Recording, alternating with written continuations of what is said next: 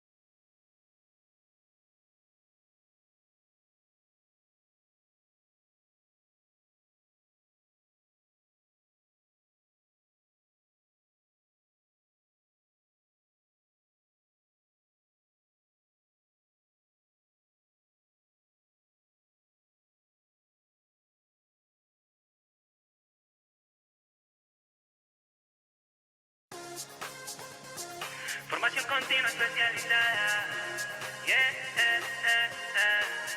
Formación específica para trabajadores, para profesionales con ganas de ser mejores. El SENA te acompaña y tú eliges a los expertos que gestionan los recursos y te brinda soluciones. Formación continua especializada. El SENA está comprometido con las empresas y su formación. Formación continua especializada. Formación continua especializada. El SENA está comprometido con las empresas y su formación. Formación continua especializada. Postúlate y formula tu proyecto. Convencidos que ahora es el mejor momento para tu empresa y trabajadores, haciendo equipo con los mejores. Con los mejores. Formación continua especializada. El SENA está comprometido con las empresas y su formación. Formación continua especializada.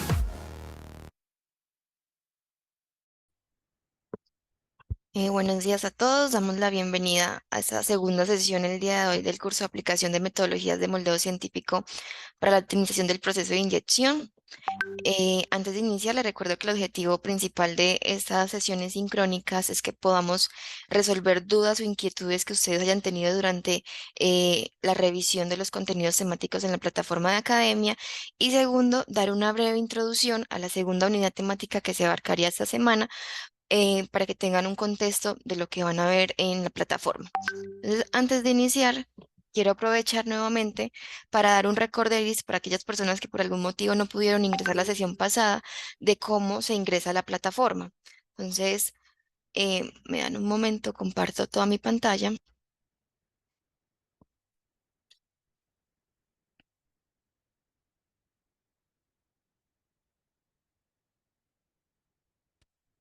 Entonces, para aquellas personas que por algún motivo no pudieron ingresar a la sesión pasada, eh, para ingresar a la plataforma de academia, entramos a academia.icpc.org. Cuando ustedes ingresan, yo la tenía abierta, pero la voy a cerrar para que podamos ver, le van a aparecer esta plataforma, esta interfaz en donde se van a loguear con su correo, que es el correo personal con el cual se registraron al momento de inscribirse al curso. Ya se loguean con la contraseña dada y cuando ingresan van a tener esta versión. En lo que van a encontrar varias sesiones. Inicialmente van a encontrar la parte donde está el URL del enlace de conexión de Zoom, glosario, algún centro de atención en caso tal de que necesiten alguna información. Posteriormente ya van a encontrar lo que es en la parte inicial del curso, en donde va a estar el pretest, que este es obligatorio para poder empezar el curso. Sin esto no los va a dejar avanzar a las nuevas unidades temáticas, a las otras unidades temáticas. Van a encontrar la cartilla, que es el material de formación y de apoyo para que ustedes se guíen durante todo el curso. Posteriormente, pues van a encontrar las unidades temáticas que están compuestas como por lo que es el paquete, pues la unidad donde está el contenido, toda la unidad temática y una evaluación de esta al finalizar esa revisión. Sin realizar esta evaluación, ustedes no van a poder avanzar a la siguiente unidad. Entonces, siempre va a estar ligada una unidad temática a la otra para que la tengan muy presente.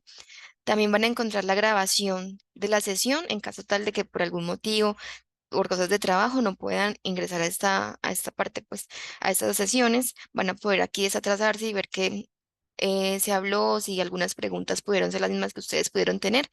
Y ya posteriormente van a encontrar en la parte inferior lo que son material complementario, algunos anexos y cuando finalicen el curso van a encontrar lo que es un post-test y la encuesta de satisfacción. Ambos son obligatorios para poder recibir la certificación. Entonces, bueno, ya dando esta breve introducción nuevamente para aquellas personas que por algún motivo hayan presentado algún inconveniente, quisiera dar la palabra a ver si alguien tuvo algún inconveniente en la plataforma que podamos resolver antes de dar inicio y darle la palabra a Laura Flores, que es la capacitadora del curso.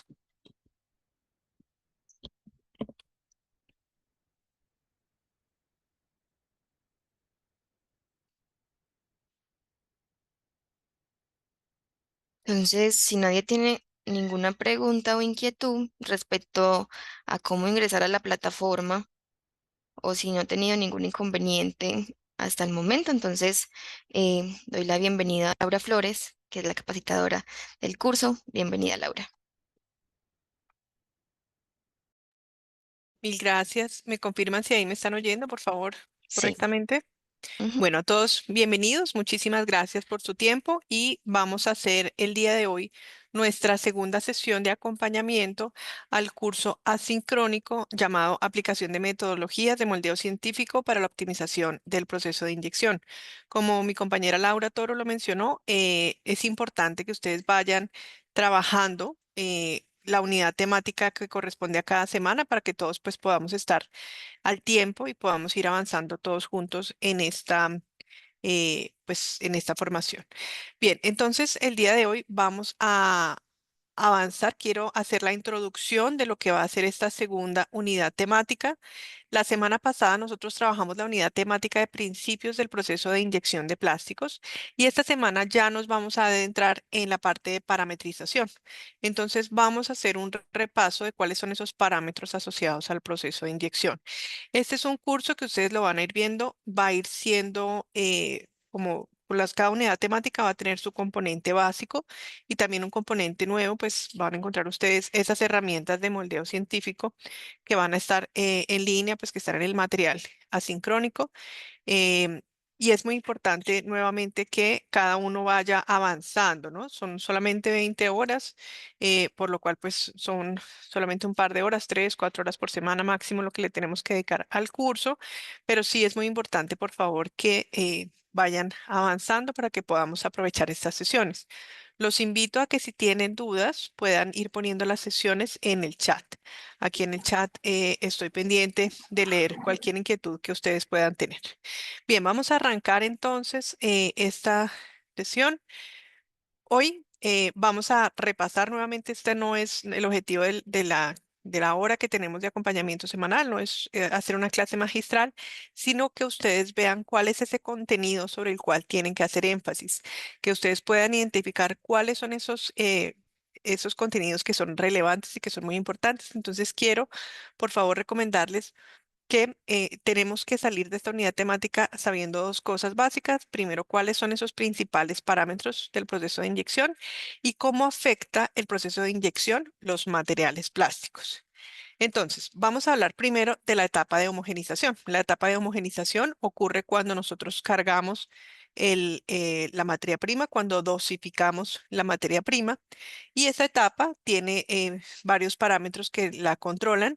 Vamos a tener que aprender sobre el parámetro de contrapresión, el perfil de temperatura en el cilindro, las revoluciones que nosotros tenemos en el tornillo y también la posición de la dosificación, es decir, cómo se va devolviendo la unidad de clasificación a medida que va cargando. Como parámetros de calidad, como resultados de esta configuración de parámetros, nosotros vamos a determinar un color y textura de la purga que estamos trabajando y también homogeneidad del color o también en algunos casos resistencia al impacto. Cuando el material no queda bien homogenizado, nos va a dar problemas pues que quedan fases, ¿no? O sea, no queda una sola masa fundida, sino que quedan pellets que están, pues, digámoslo, apelmazados uno contra otros, pero en las líneas que unen esos pellets, en esas superficies de unión, pues allí se van a propagar las grietas y por lo tanto se pierde resistencia al impacto de la aplicación. Entonces, la homogenización finalmente también nos define qué tan bien amasado queda el material y, por supuesto, qué tan homogénea es esa fase que nosotros tenemos. Entonces, como resultado, las resultantes que nosotros tenemos del proceso de homogenización son el tiempo de carga y la temperatura de fundido. Esto es muy importante que nosotros lo sepamos, que la temperatura de fundido no es el parámetro que yo defino sobre la unidad de clasificación, no son las temperaturas que yo tengo sobre la resistencia, sino que la temperatura de fundido en el moldeo científico siempre la mido con una termocupla directamente sobre la purga. Esto es uno de los conceptos importantes que hay que tener en cuenta y porque la temperatura del fundido es un resultado de una serie de interacciones, ¿no? De la combinación de todos estos parámetros que nosotros vemos acá. Tenemos que salir entendiendo muy bien cómo se define el recorrido, ¿cierto? Del husillo, cómo a veces le decimos el shot, a veces paro, ¿cierto? O sea, cuánto material voy a cargar, la velocidad de plastificación, que es la velocidad de rotación del tornillo, y también la presión que se ejerce en contra de la plastificación, que justamente se llama contrapresión, ¿no? Entonces, esta contrapresión, que es una fuerza que hacemos para evitar que el tornillo, el lucillo, se devuelva de manera libre y que también nos va a generar fricción. Entonces, estos parámetros, pues, hacen parte de lo que nosotros definimos en el proceso de plastificación. Y también nosotros tenemos un parámetro adicional que es la descompresión. La descompresión la podemos hacer antes de iniciar la carga o después, cuando ya terminamos la carga.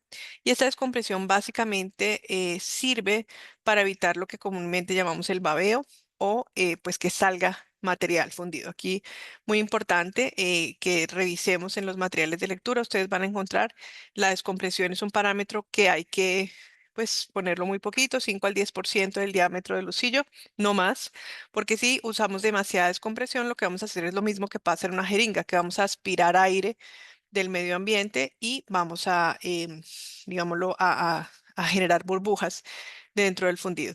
Y también vamos a aprender cómo se parametriza el perfil de temperatura dentro a lo largo del cilindro, pues cómo se parametriza ese perfil de temperaturas.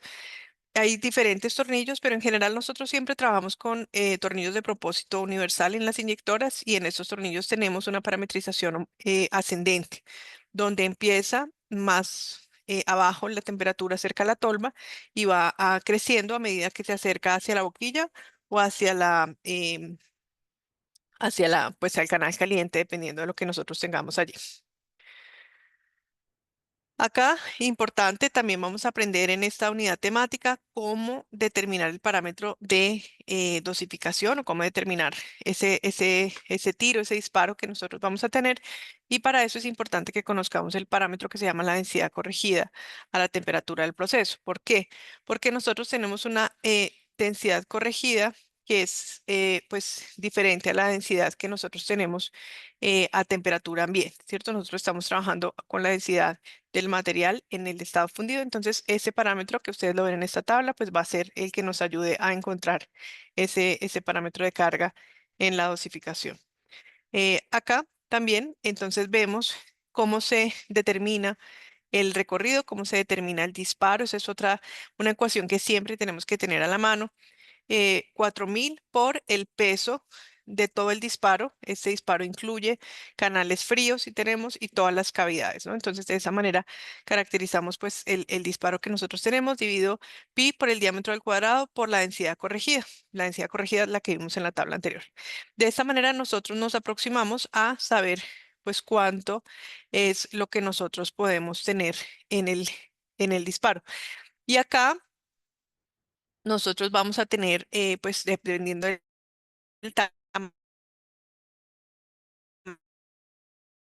tamaño que nosotros tengamos del tornillo, vamos a tener unos recorridos, unos valores máximos que nosotros podemos tener, pues dependiendo del gramaje que nosotros tengamos. Esta es básicamente la tabla que nosotros eh, encontramos con los proveedores de maquinaria, ¿cierto? A través de esta tabla nosotros determinamos el recorrido de dosificación. Eso siempre se calcula como estándar en la industria para poliestireno sobre una densidad corregida de 0.91. Entonces acá, pues básicamente lo que hacemos es entrar y mirar dependiendo del peso del producto que nosotros necesitemos, escoger pues el diámetro del tornillo y acá pues vamos mirando qué diámetro de tornillo nos sirve para cada aplicación.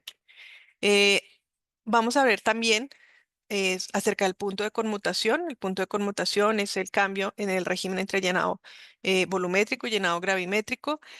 Aquí es muy importante, pues, siempre tener estos 6 pasos que ustedes ven acá, que son los que nos determinan cómo se consume ese disparo que nosotros tenemos.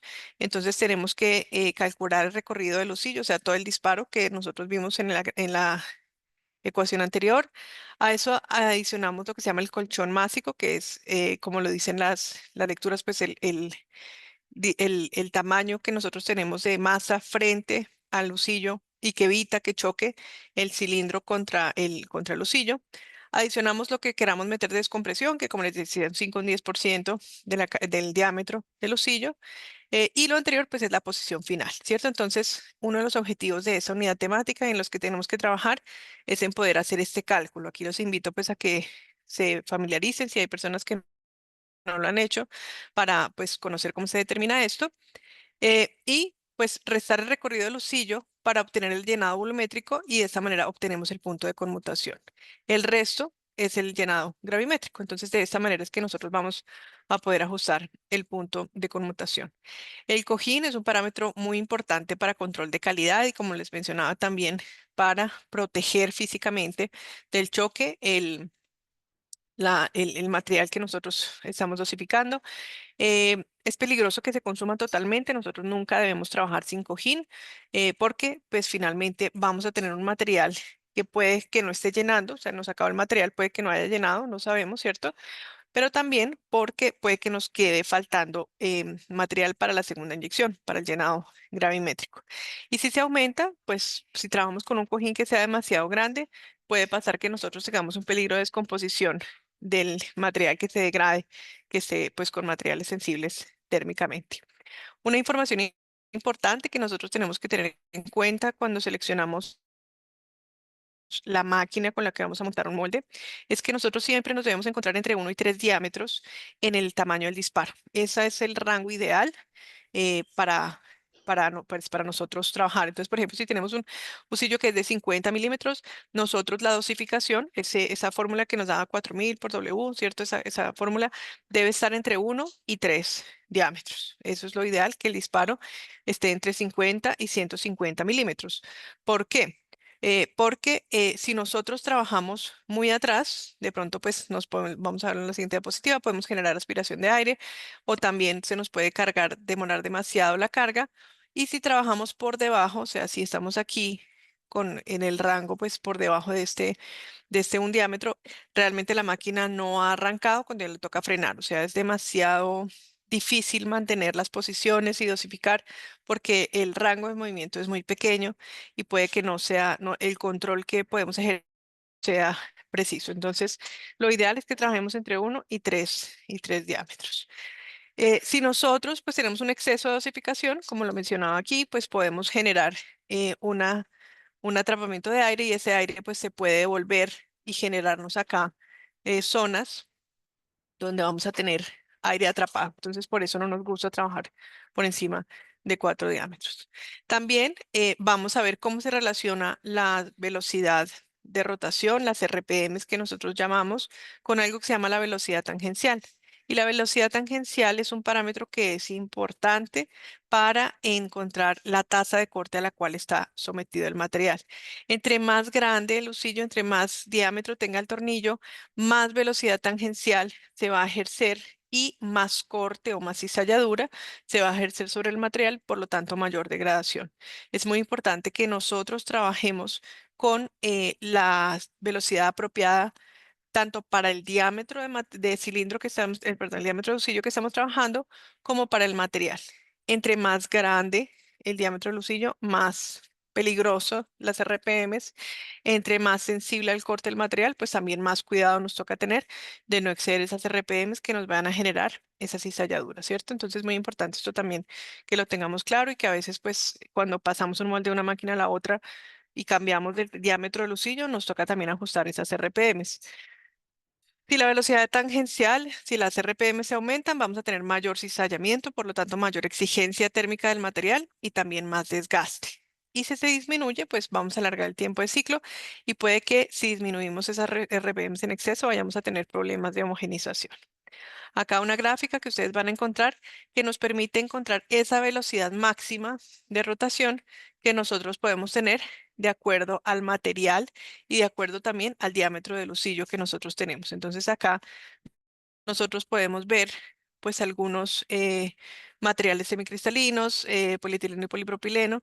Podemos ver pues básicamente en PVC, que es el material más sensible, ¿cierto? Y de ahí para adelante PET, PBT y policarbonato y así. Entonces podemos ver cómo se nos afecta esa velocidad, la máxima velocidad de rotación, pues es más baja para estos materiales más sensibles al corte y pues es más, digámoslo, más abierta y es menos grave cuando nosotros tenemos pues perdón, materiales menos sensibles al corte. Bien, la contrapresión es otro de los parámetros con los que tenemos que estar familiarizados en esta unidad temática. La contrapresión básicamente es una resistencia que se ejerce de la máquina a la rotación. Cuando la rotación del tornillo ocurre, que es cuando se está cargando el material, cuando va hacia atrás, pues se va a ejercer una fuerza hacia adelante, se va a ejercer una contrapresión. Y en este caso, esa contrapresión nos va a permitir homogenizar térmica y físicamente el material y además nos va a permitir evacuar aire. Aquí es muy importante que sepamos para qué se usa la contrapresión. A veces algunas personas dicen yo lleno con contrapresión, eso es un error porque pues la contrapresión está hecha es para evitar que se devuelva en vacío la carga, pero no para llenar, ¿cierto? El llenado se hace con los parámetros de llenado. Entonces acá muy importante que tengamos en cuenta ese parámetro de contrapresión, cómo lo debemos usar y también que seamos muy sensibles porque es el parámetro que más energía consume en el proceso de inyección. Cuando nosotros subimos contrapresión o RPMs, estamos también incrementando sustancialmente la demanda energética. Si se aumenta la contrapresión, vamos a tener mayor cizallamiento, más temperatura, también podemos mejorar el mezclado, pero también es muy importante que verifiquemos que vamos a tener más tiempo de plastificación, mayor desgaste y que se puede generar un babeo dentro de la máquina. Si se disminuye la contrapresión, puede ser que arriesguemos la homogenización, que tengamos una desgasificación deficiente, pero se va a disminuir el tiempo de plastificación y vamos a generar menor consumo energético. Vamos a también familiarizarnos con el llenado volumétrico. El llenado volumétrico es ese llenado que nosotros tenemos. Perdón, Wilson nos está escribiendo. Buenos días. ¿Las cargas generan algún cambio en la gráfica que nos acabas de proyectar? Perdóname. Wilson, creo que te referías a la gráfica. Ah, no, me pasé. A la gráfica de corte, ¿sí? Si es esta sí, claro. O sea, si tú tienes corte, si tienes, por ejemplo, talco o tienes fibras, ese tipo de partículas van a aumentar la cizalladura. Entonces puede ser que un material que tenga fibras aguante menos que el material sin carga. O sea, eso es así porque tienes un material que te va a generar más fricción. Entonces, gracias por la pregunta, Wilson. Efectivamente, sí. Pues si tienes, por ejemplo, un PVT reforzado o si tienes un ABS con carga o si tienes un PP incluso con carga, puedes tener que bajar las velocidades de RPMs porque va a ser más susceptible a al corte.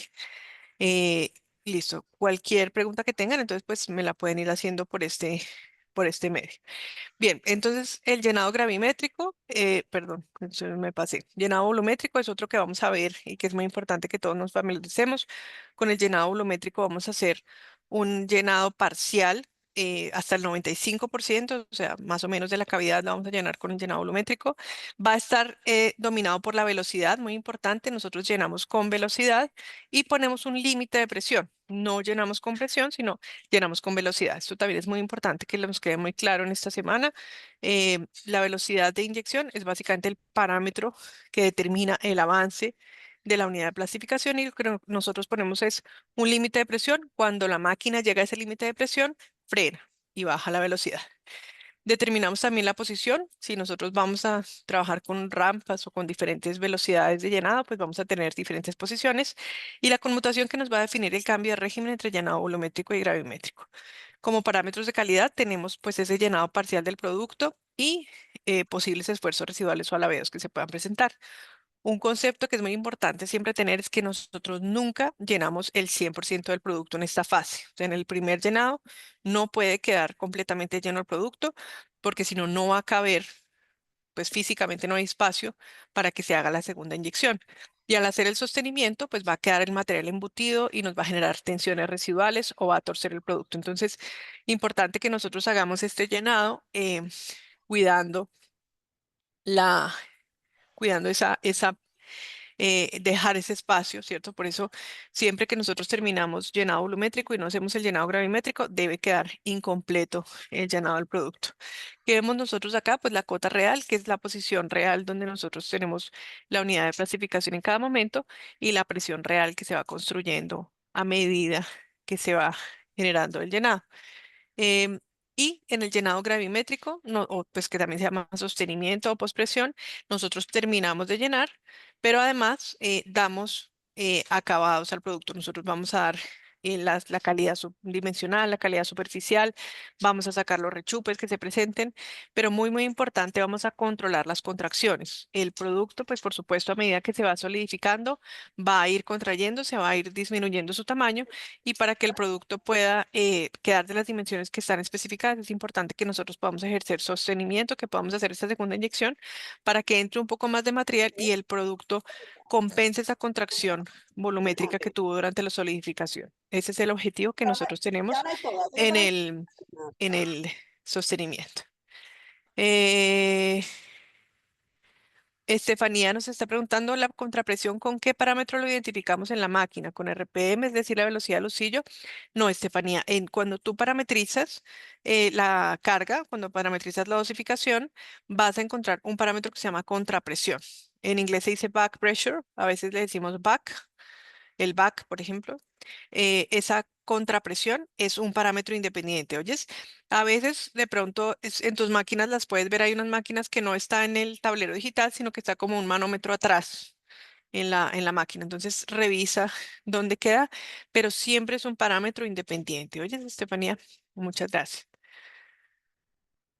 Listo, gracias, Estefanía. Yo creo que yo el último parámetro que yo descubrí en la inyectora fue justamente la contrapresión. Yo no sabía dónde quedaba y pues nunca la movía. Siempre la dejaba ahí porque pues no sabía ni que existía. Entonces es importante que sepamos dónde queda la contrapresión, sobre todo por lo que les digo, a veces babea la máquina, a veces la contrapresión está muy alta y la máquina siempre está babeando.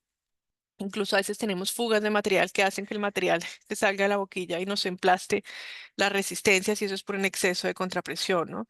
Entonces, importante que siempre tengamos en cuenta ese parámetro y también, como les digo, es un parámetro que cuesta muchísimo desde el punto de vista energético, entonces importante que lo tengamos trabajado. O lo que nos dice Jefferson, no carga la máquina, ¿cierto? Porque no devuelve. O sea, cuando la contrapresión está muy alta, pues es un freno muy grande y hace que la máquina no se devuelva. Entonces ahí siempre, por favor, validemos esos parámetros.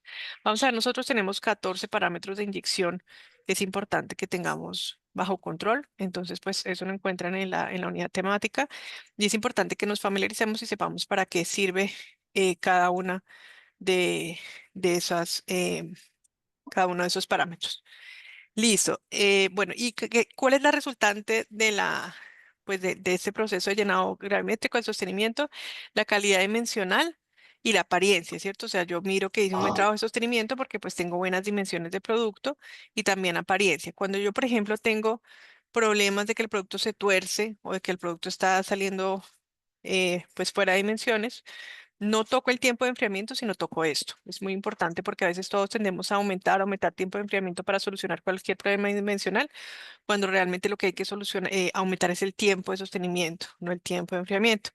El tiempo de enfriamiento es una variable muy costosa y poco eficiente, pues más o menos, digamos que a veces cuando uno sube un segundo de sostenimiento puede quitar 2 segundos de enfriamiento desde el punto de vista dimensional.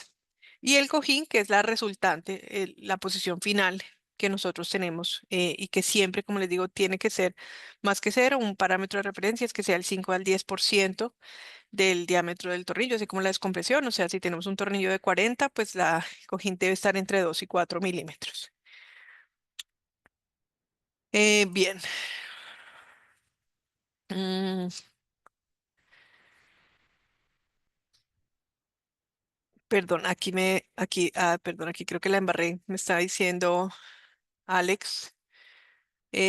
Va llenado volumétrico, llenado gravimétrico.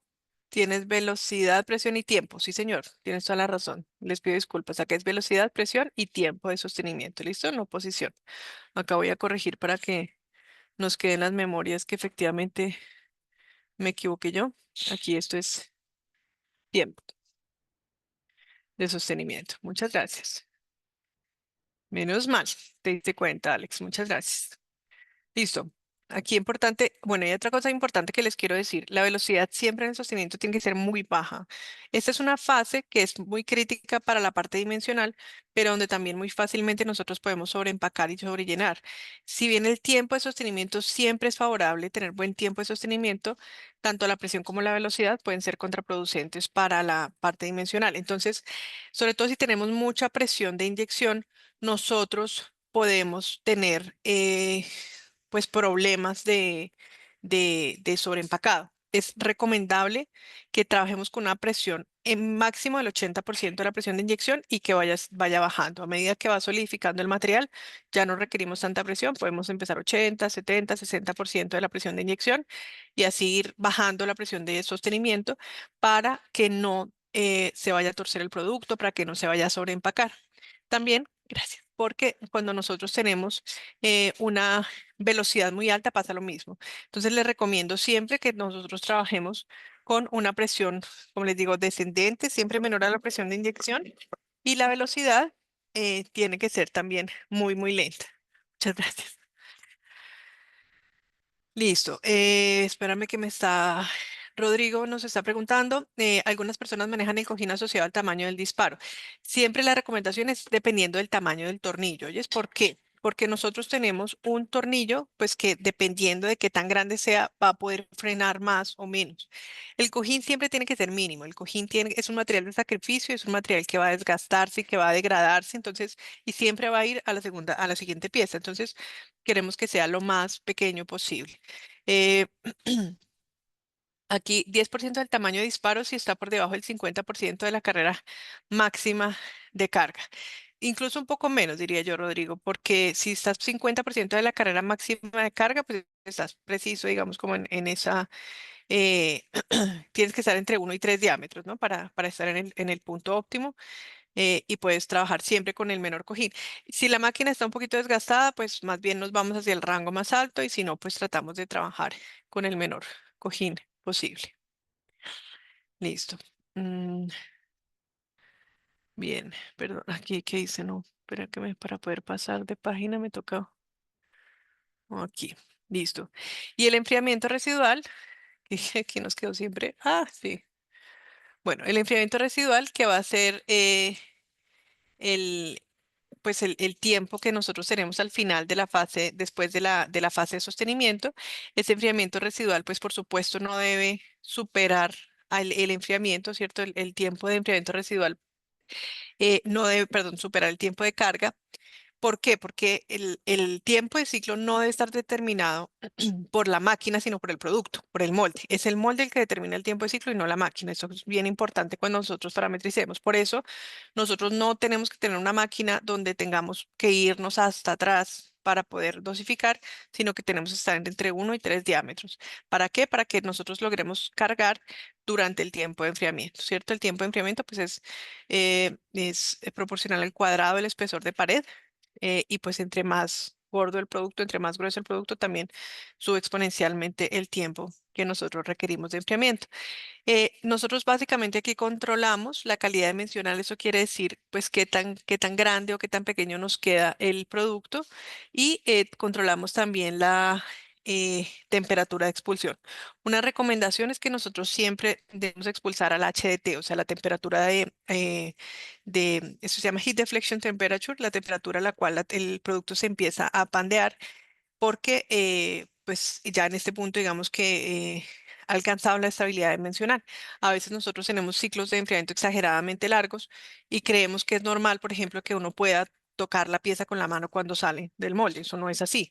La pieza puede salir mucho más caliente, por ejemplo, la polipropileno puede expulsarse aproximadamente a 80 grados centígrados, que es su temperatura HDT, y no necesitamos esperar tanto tiempo dentro del molde. Eso es una pérdida de eficiencia que nosotros tenemos allí. Bien, ay, mil gracias, Ale.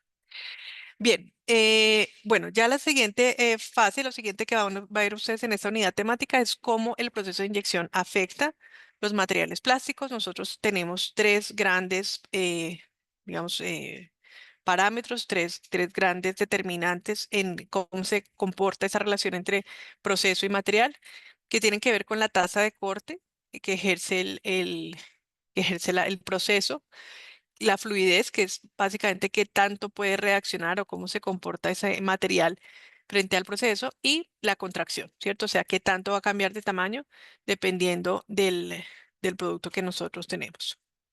Entonces, estas propiedades que nosotros tenemos en el material van a determinar cómo se comporta el polímero en la inyección.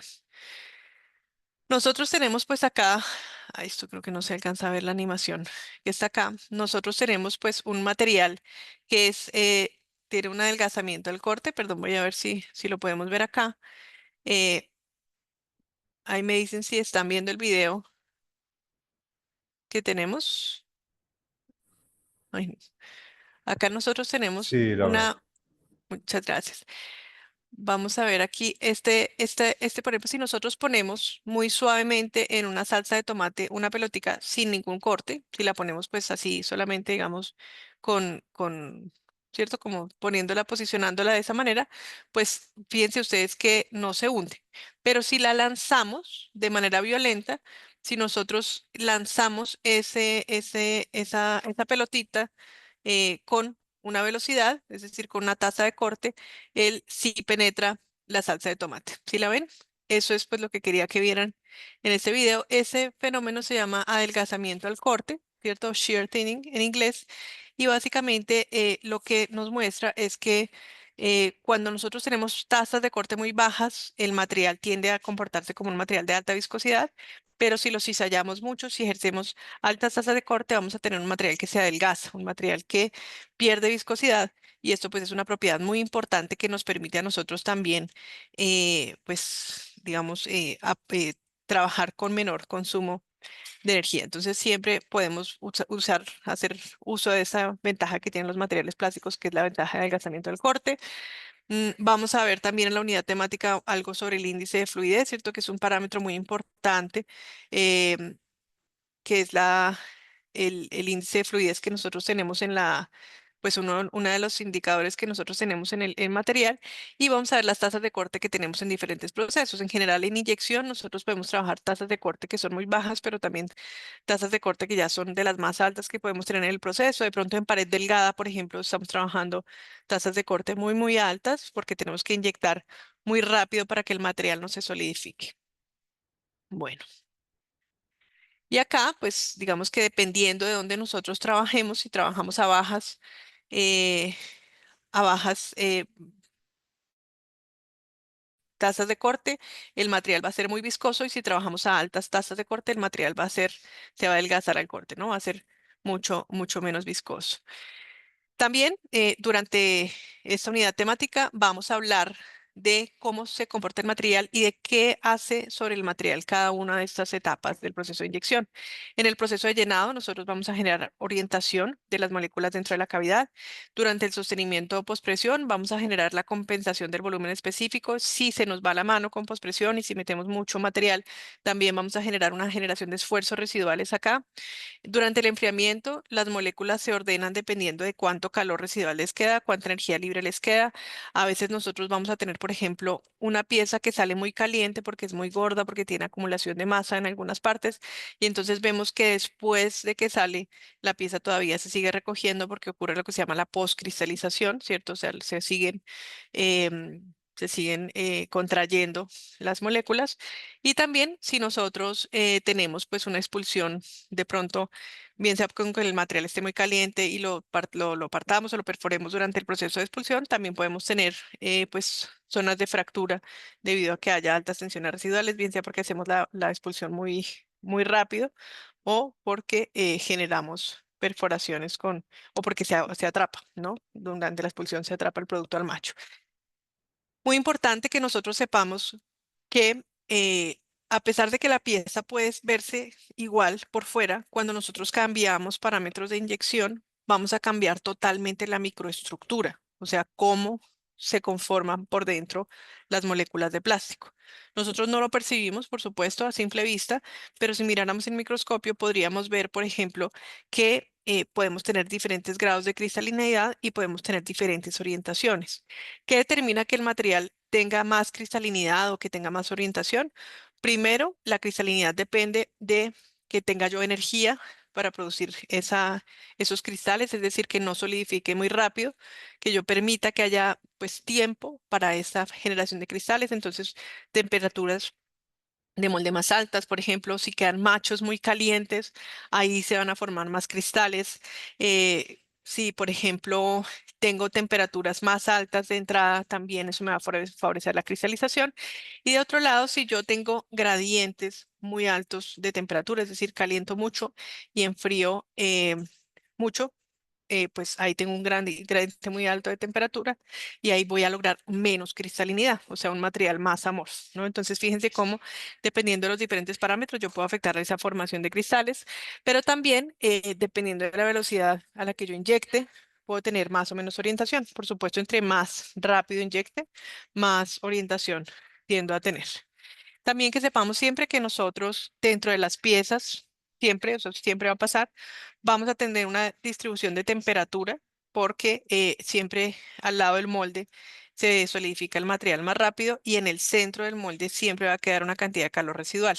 Entonces, este calor residual que nos queda aquí adentro del molde nos va a generar que esta capa de adentro, este sándwich adentro del producto, siempre tenga más energía disponible para cristalizar y para recogerse. Es decir, siempre esta distribución de temperatura que es asimétrica, pues que tiene más, eh, más calor en el centro y menos calor afuera, va a generar que siempre en el centro del producto tendamos a tener más movimiento de moléculas y ese movimiento de moléculas tiende a hacer que esta parte, este centro del producto plástico se contraiga más. Eso es inevitable, eso pasa siempre en todas las piezas inyectadas, porque en todas las piezas inyectadas siempre lo primero que se solidifica es lo que toca el molde y el corazón, el centro, queda caliente durante unos segundos, a veces incluso unos minutos más, dependiendo de qué tan grueso es el producto.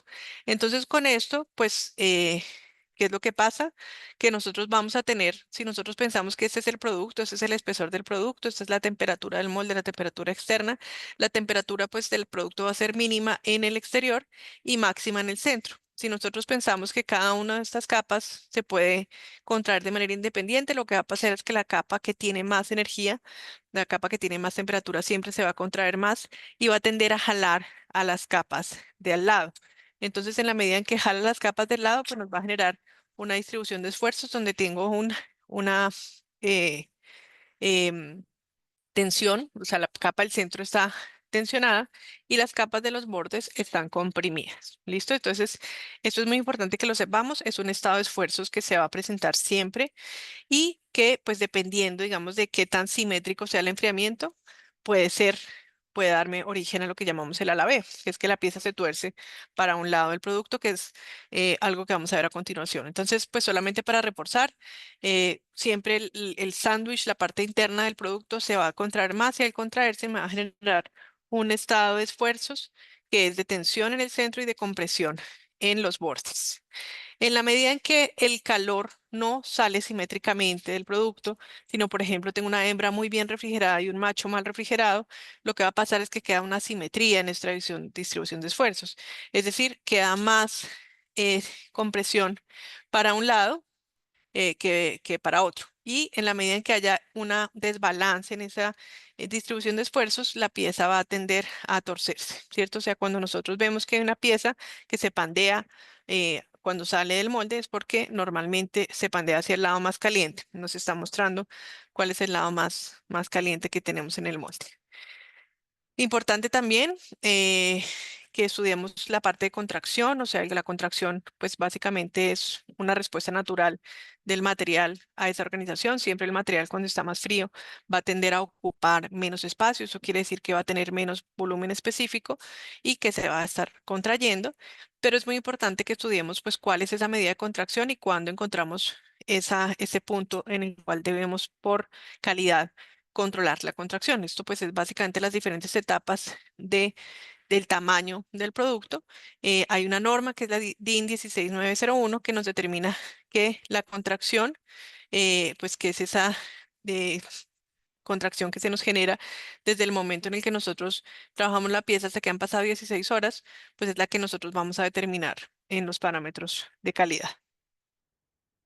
Vamos a hablar también un poco del fenómeno de viscoelasticidad. El fenómeno de viscoelasticidad es un fenómeno asociado a todos los materiales plásticos y determina que todos los materiales tienen dos comportamientos. Comportamiento de un material viscoso y el comportamiento de un material elástico. Una sustancia viscosa es, por ejemplo, la mermelada y un material elástico es un resorte. Entonces, el material, dependiendo de qué tan caliente se encuentre, se va a mover más para un lado o para el otro. Si está más caliente, se va a parecer más a la mermelada.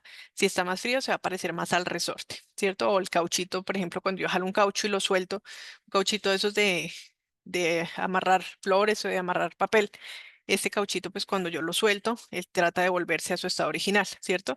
Mientras que la mermelada, pues yo la estiro y ella no se devuelve. Entonces, esa viscoelasticidad tiene que ver con la capacidad del material de relajar tensiones que haya durante el proceso de inyección.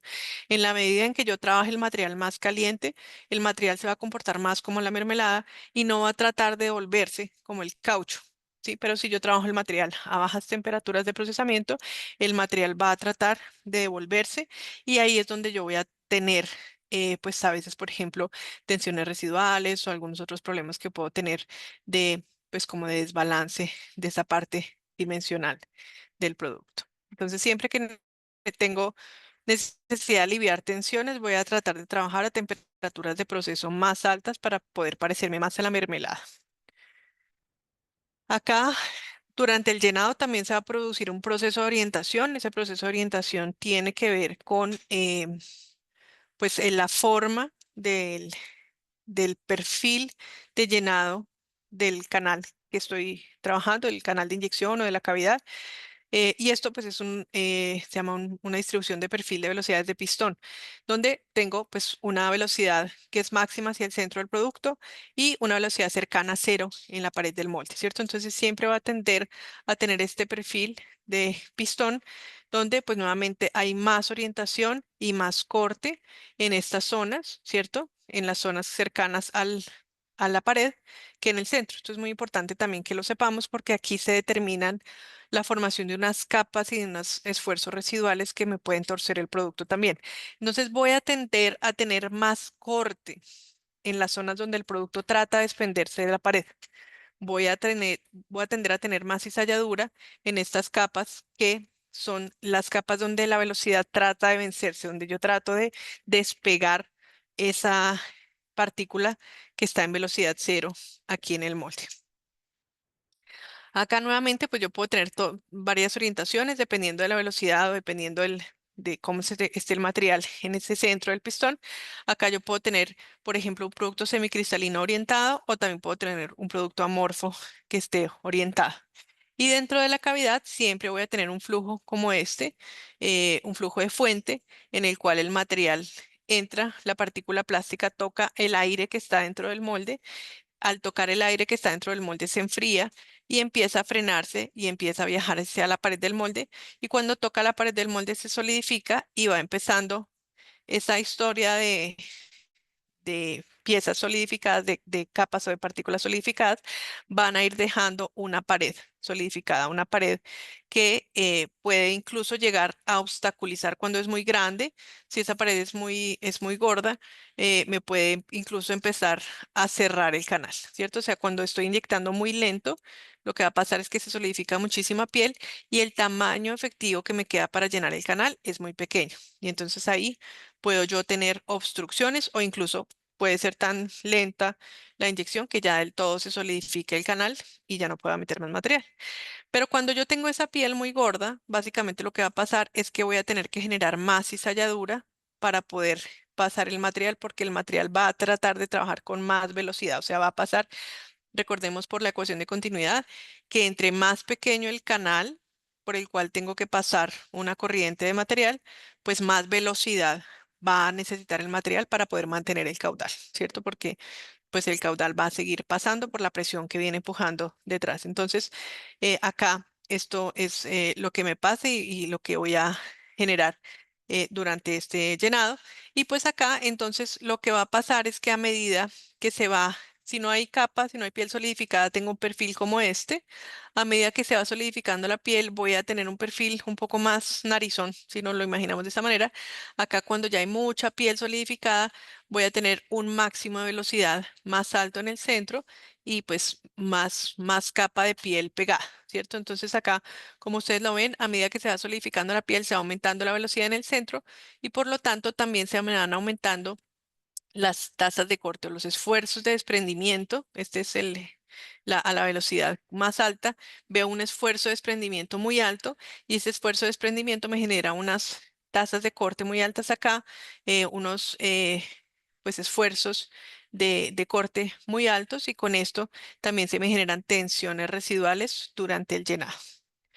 Estas tensiones residuales me generan también en materiales semicristalinos una microestructura característica. Los cristales del polímero pues son normalmente así como ustedes los ven acá. Estos son las esferulitas, que son los cristales que se forman en el material. Pero cuando yo tengo esa solidificación, esas capas de corte como ustedes la ven ahí, pues voy a tener una orientación diferente. Aquí pues en el punto de velocidad cero, donde se solidifica el material contra la pared, no voy a tener pues una microestructura, va a ser un material amorfo.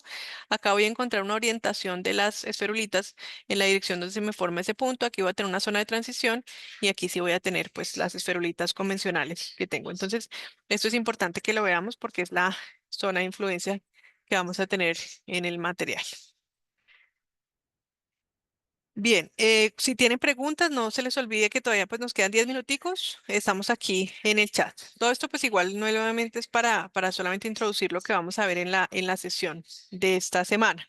Acá también pues vamos a ver entonces esos esfuerzos residuales durante el llenado, a qué se deben, ¿cierto? Y cómo los podemos mitigar.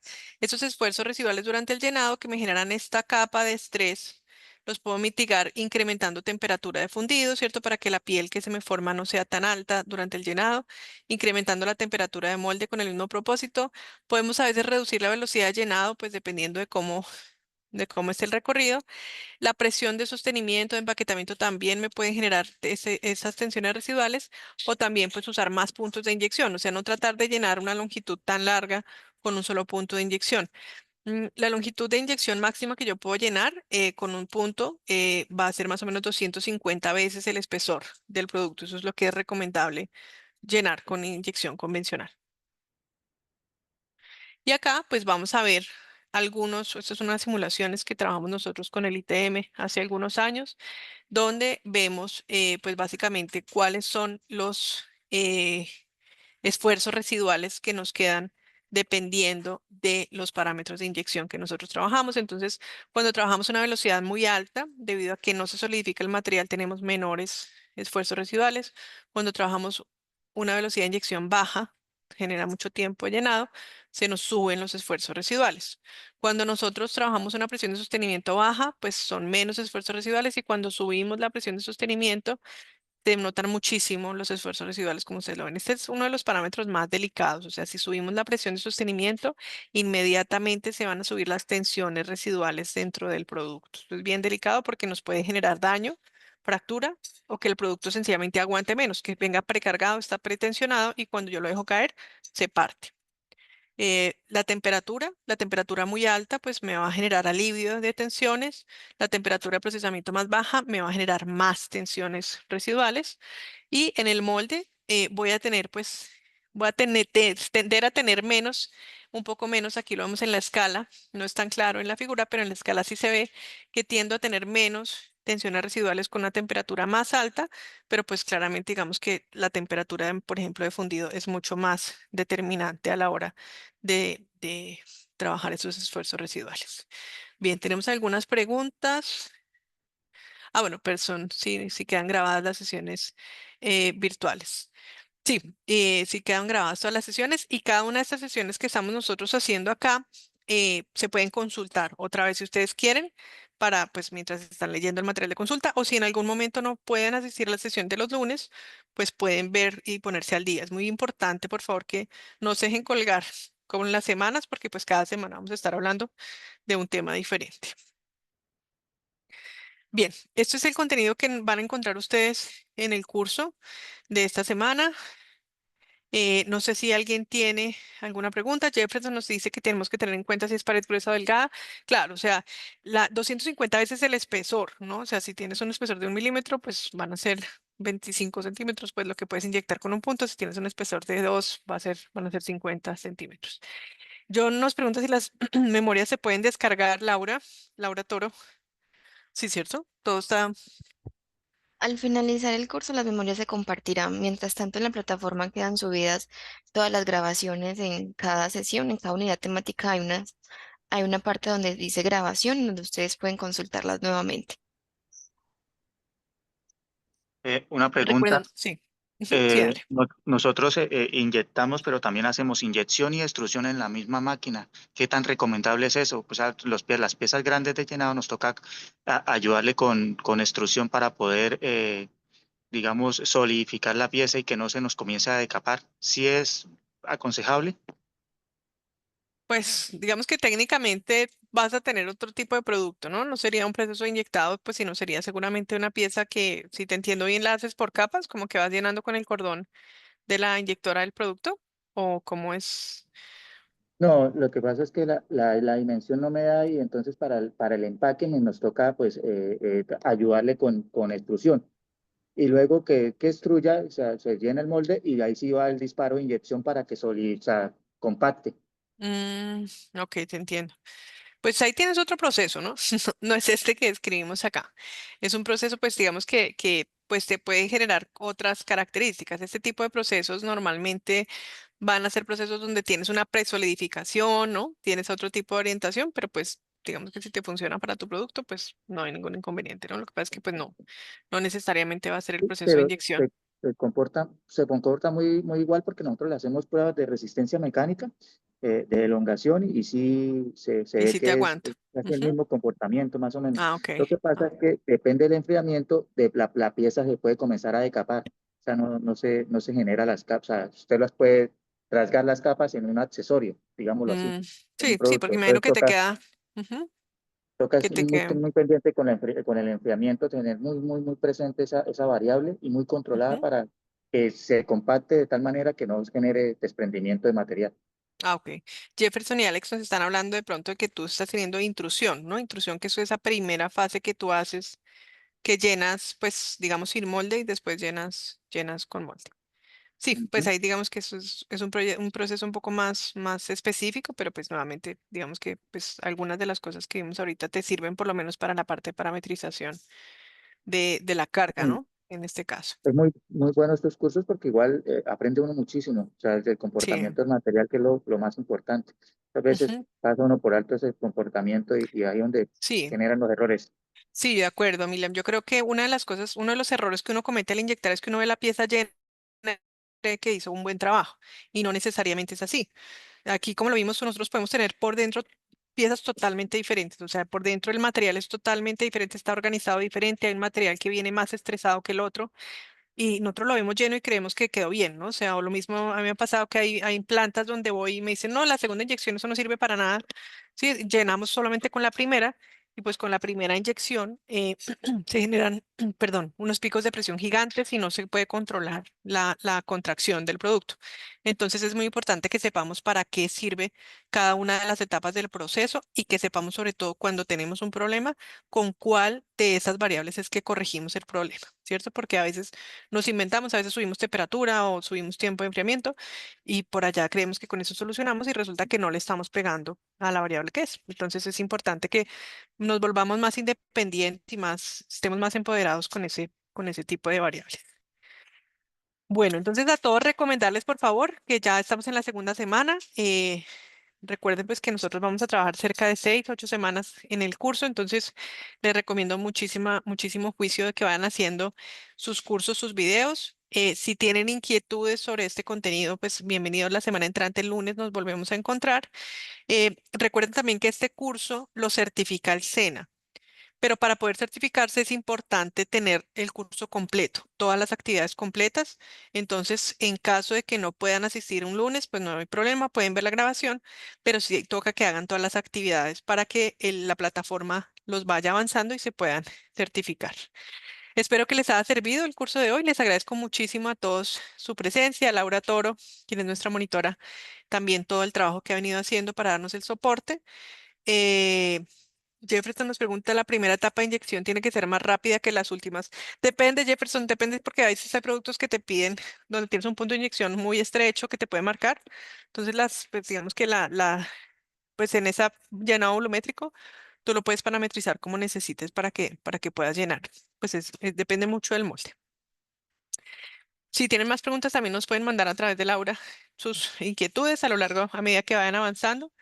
Pues aquí Laura está para ayudarlos. Recuerden que hay un grupo de WhatsApp que es voluntario al que se pueden adherir si quieren para que puedan hacer seguimiento al contenido, también si tienen preguntas. A todos mil gracias y les deseo una muy feliz semana. Hasta el próximo lunes. Hasta luego.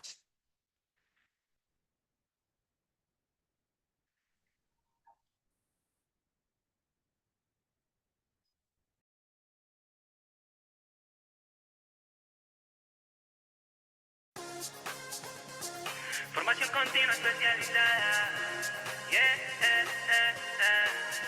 Formación específica para trabajadores, para profesionales con ganas de ser mejores. El SENA te acompaña y tú eliges a los expertos que gestionan los recursos y te brindan soluciones. Formación continua especializada. El SENA está comprometido con las empresas y su formación. Formación continua especializada. Formación continua especializada. El SENA está comprometido con las empresas y su formación. Formación continua especializada. Postúlate y formula tu proyecto, convencidos que ahora es el mejor momento para tu empresa y trabajadores, haciendo equipo con los mejores. Con los mejores. Formación continua especializada. El SENA está comprometido con las empresas y su formación. Formación continua especializada.